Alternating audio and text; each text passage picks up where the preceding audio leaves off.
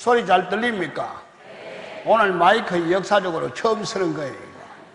예, 다른 분들한테 잘 될란가 싶어가지고. 예, 그러니까 좀 부자연스럽기는 한데 할 수 있겠죠. 예, 견진교월이 오늘 9일째지요. 아마 한 번도 결석하지 않은 분은 9번째가 될 겁니다. 9번 다 나오신 분 손 한번 들어보세요. 예, 좋습니다. 예, 손 내리시고. 8번 나오신 분. 네, 내리시고. 7번. 6번. 5번. 4번. 3번. 2번. 예. 오늘 처음 나오신 분도 좀 계십니까? 예. 실제로 여기 계시는 분들은 세례성사 다 받으셨죠? 그때 기본적으로는 교리 공부 다 하신 거예요. 예. 하셨는데 이 세례와 견진성사는 원래 이렇게 같이 따라갑니다. 예.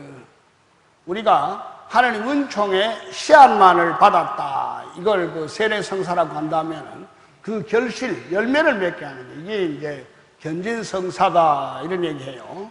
지금 오늘 이 시간에 은총론, 성사론 총괄적으로 전부 다 할 시간은 없는 것 같아요.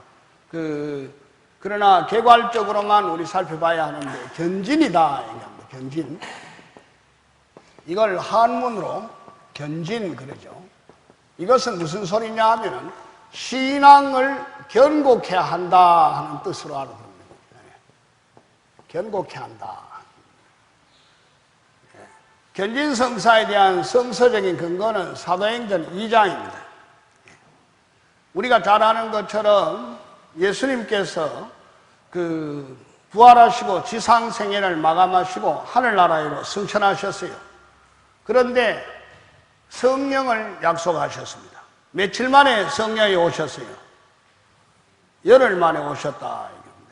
꼭 생전 처음 듣는 듯이 얘기하는데 아는 분은 대답을 해도 괜찮습니다. 예. 그래서 그 성모님, 사도들이 골방, 다락방에서 열렬하게 성령이 오시도록 기다렸어요. 기도했어요. 이게 9일 기도의 유래입니다. 우리 신자 생활 9일 기도 소리 자주 듣죠?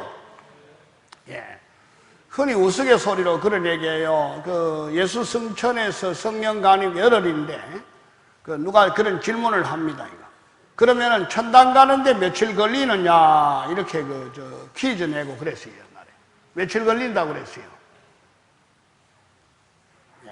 예수님 하늘나라 가시고 성령이 오시고 오고 가는 왕복이 열흘이면 편도가 며칠이에요?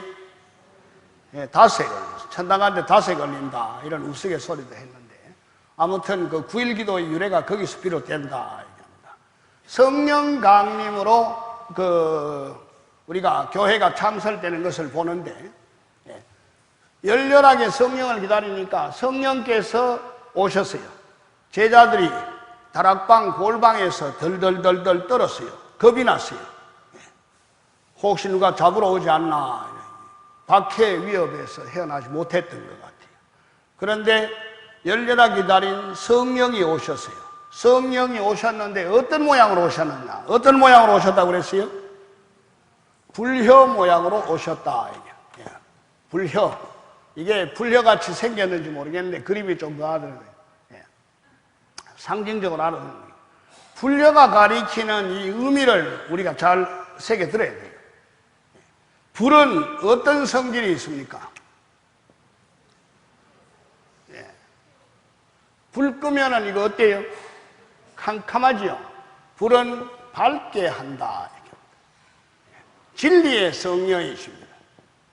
사도들의 아둔하고 캄캄한 머리를 성령께서 불밝혀 주셨다. 그렇기 때문에 예수님의 지상생애 동안에 제자들은 동가식 서가수 가면서 예수님과 운명을 함께 했고 예수님으로부터 특수교육을 받았어요.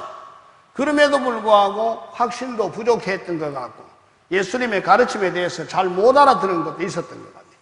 그런데 성령을 받자 어떻게 됩니까? 여기 불 끄면 아무것도 안 보이지만 불을 켜면 환하게 밝혀지잖아요. 마찬가지로 환하게 밝혀요. 아하, 예수님이 이러셨구나. 이런 분이구나. 예, 확연하게 알게 됐다. 진리의 성령께서 사도들의 아둔하고 캄캄한 머리를 불밝혀 주셨다. 그런 의미로 우리가 알아들어야 됩니다. 또 불이라는 의미는 어떤 성질이 있어요? 뜨겁게 하는 성질이 있습니다. 뜨겁게 하는 성질. 예. 차갑고 냉랭한 가슴을 뜨겁게 해준다. 사랑의 불가마로 태워주셨다. 알기만 하면 뭘 합니까? 사도들이 어떻게 돼요?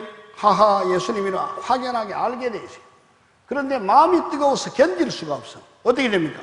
한때 주님을 3번씩이나 모른다고 배신했던 베드로를 선두로 해서 용감무상하게 예루살렘 중심가로 뛰쳐갑니다. 그 예루살렘은 어떤 곳이라요? 적 그리스도자가 득세하는 곳입니다. 적들이 판을 치는 곳이다 이 말입니다. 아무런 죄도 없는 예수님을 십자가상에 무참하게 처단했지요. 장로들, 바리사이파이들, 대제관들 열렬하게 예수님을 이렇게 임금님들 받던 듯 했는데 며칠 만에 표변해가지고 똘레 그렇지 피제운트 없애소서 십자가에 못 박으소서 얘기합니다. 여러분들 저 성지주일 또 성금요일 날 순환복음할 때 함께 한 거 기억나지요? 예, 표변해버려요. 예. 바로 이런 차가운 마음, 이런 마음이 어떻게 된 거예요? 성령을 받자 확연하게 달라요. 저 그리스도자들이 판치는 무시무시한 곳을 달려가고다 했다. 닭이 울기 전에 3번씩이나 배신했던 베드로를 선두로 해서 예루살렘 중심가에 뛰쳐갔습니다. 굉장히 겁나는 일이에요. 무시무시한 일입니다. 그럼에도 성령을 받자 용감하게 달려갔다 이 말입니다. 진리에 대한 확신이 있고 마음이 사랑으로 불탔습니다. 그래서 유명한 오순절 설교입니다. 여러분들 오순절 설교 이렇게 얘기 한번 해보세요. 이 얘기는 자주 우리가 듣는 오순절 설교 하십시오. 예, 그때 베드로가 유명한 설교를 합니다. 너희들은 큰일 났다. 천벌을 받는다. 하느님의 아들인 분을, 죄 없는 분을 무참하게 처단했기 때문에. 그럼 어떻게 돼요? 살기 위해서는 회개하고 세례를 받아라. 이렇게 되는 겁니다. 그런데 거기에 운집한 대중들이 3,000명이 넘었다. 각각 지방말을 썼다. 말이 서로 잘 안 통했대요.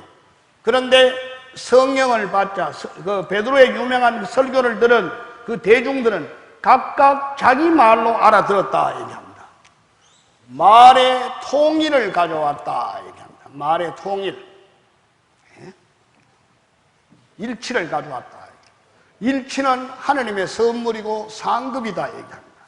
흔히 우리는 이 대목에서 바벨탑의 그런 비극 묵상할 필요가 있습니다. 바벨탑은 무슨 탑입니까? 한마디로 얘기하면 바보탑이죠. 우리가 아는 것처럼 노아 시대 때 얘기 여러분 다 잘 알죠? 하도 죄악이 넘치니까 하느님께서 너무나 화가 나셨어요. 무참하게 심판을 하셔요. 비를 내립니다. 며칠간 했다고요? 40주야 동안 비를 내렸다. 그런데 지금도 요새 시대에도 이 세상에도 40일 동안 비를 내리면은 이거 대구 천지가 온전하겠어요? 안 하겠어요? 죄 많은 세상, 때 묻은 세상, 완전히 물로 심판하셨다. 그런 얘기 합니다. 그리고 나서 노아의 방주에 탔던 사람들, 생물들에 의해서 새로운 출발을 합니다. 새로운 생명이 시작되는 것을 보는데, 노아의 세 아들이 있습니다. 누구냐 하면은, 셈, 캄, 야펫입니다. 전성에 의하면, 셈은 누구 조상입니까? 여기 앉아있는 우리들의 조상입니다. 조상도 모르는 후손을 둔 조상은 곡조가 슬프겠어요? 안 슬프겠어요? 예. 캄은 누구라요? 여러분들 무하마드 알리 이런 사람입니다. 또 야펫, 여러분 부시나 이런 사람들 그런 얘기합니다. 셈, 캄, 야펫이 있었어요. 그래서 노아 홍수 이후에 태평성대를 누리게 되는 겁니다. 자기들의 위협을 기리기 위해서 기념탑을 하나 짓자 이런 겁니다. 탑을 지어도 시시하게 안 짓겠다. 어떻게 돼요? 여러분 창세기를 보면은 이게 하느님 궁전이라요. 예. 이게 세월이고, 예. 물로 돼 있다. 이래. 이게 하느님 왕국이라 생각이 돼요. 이게 구멍이 있어요. 예. 물로 돼 있으니까 이걸 열어주면은 물이 비가 온다. 이래 돼. 쉽게 유치한 우주가 있죠. 그러나 우리가 성서를 과학 교과서라고는 안 보지만은 그 메시지, 그 성서가 가리키는 그 깊은 이면의 그런 뜻, 그것을 우리가 잘 새길 수 있어야 되죠. 그런데 셈, 감, 야펫 이들이 어떤 탑을 짓느냐? 시시하게 짓는 것이 여기 하느님 궁전이라고 그랬죠. 궁전을 빵꾸낼 정도로 높이 짓자 이렇게 합니다. 이러니까 하느님께서 화가 나십니까? 안 나십니까? 화가 나지요. 이놈들 봐라 이래 되죠. 이 탑을 부셔버립니다. 이 탑이 무슨 탑이라요? 바벨탑. 따라서 해보세요. 바벨탑. 예. 인간의 오만, 인간의 그걸 말하는 거예요. 뿐만 아니라 말이 통하니까 못된 작당을 하는구나. 말을 섞었다. 이거. 분열은 하느님의 벌입니다. 예. 지금 그러면은 우리 시대에 우리 말 잘 통합니까? 안 통합니까? 같은 말이 돼요? 안 돼요? 이거 그러면 하느님 벌이라요. 남북 간에 대화가 잘 됩니까? 안 됩니까? 이거 벌입니다, 벌. 다시 말하면은 성령 강림자로 교회가 창설됩니다. 성령은 어떤 영이라요? 진리와 사랑의 영이다. 이런 얘기합니다. 진리는 사랑으로 풀이되고 사랑은 진리 자체다. 이런 얘기입니다. 교회는 진리가 통하고 사랑이 통하고 말이 통하는 공동체. 성령으로 교회가 창설됐다. 그런 얘기합니다. 이 새겨야 됩니다. 그러면은 오늘 진정한 우리가 교회상을 이룩한다 할 때 과연 우리는 진리가 통하고 사랑이 통하고 말이 통하는가 살펴봐야 한다. 그런 얘기 할 것입니다. 삶이 통해야 된다. 그런 말하고도 같습니다. 그런데 성령은 불려 모양으로 오셨다. 성령의 어떤 분이다. 우리에게 가르쳐 주는 진리와 사랑의 영. 따라서 해보세요. 진리의 영 해보십시오. 사랑의 영. 진리와 사랑의 영. 예, 성령은 진리와 사랑의 영이시다. 이것은 마치 손바닥과 손등하고 같다. 양면이다. 이런 얘기합니다. 다시 말하면은 진리는 사랑으로 풀이되고 사랑은 진리 자체다. 이 말입니다. 사랑을 담지 않은 그 진리는 죽은 진리다. 거짓된 진리다. 진리가 또 참된 것이 전제가 되겠다면 그건 옳은 사랑이 아니다. 그런 얘기합니다. 그래서 우리가 공동체 생활을 한다. 가족 간에도 마찬가지입니다. 때때로 의견 충돌도 생기고 주의 주장이 다를 때가 있습니까? 없습니까? 있죠. 그런데 그걸 끝까지 갈봐야 돼요. 어느 정도 돼가 좀 화해해야 돼요. 끝까지 갈으면 어떻게 돼요? 내가 아무리 옳다고 하더라도 정당하다고 하더라도 사랑이 없는 진리는 내가 진리만을 고집을 할 때 이것은 거짓된 진리다. 그 진리는 사랑이 없는 진리는 너무 차갑다. 사랑이 없는 그 진리는 날카롭다. 피가 난다. 상처가 난다. 얘기합니다. 여러분들 때때로 말 한마디가 비수같이 꽂혀서 남의 마음을 괴롭히고 맨날 며칠 잠 못자고 그럴 때가 있어요? 없어요? 피차 그렇죠? 상대로부터 들어서도 그렇고 내가 남한테 이상한 소리를 해도 감당이 불감당할 때가 있습니까? 없습니까? 있습니다. 왜 그렇습니까? 우리는 다시 한번 새겨봐야 합니다. 진리는 사랑으로 풀이되고 사랑은 진리 자체다. 사랑이 없는 진리는 거짓된 진리다. 죽은 진리다 얘기합니다. 진리가 없는 그 사랑은 거짓된 참사랑이 아니다.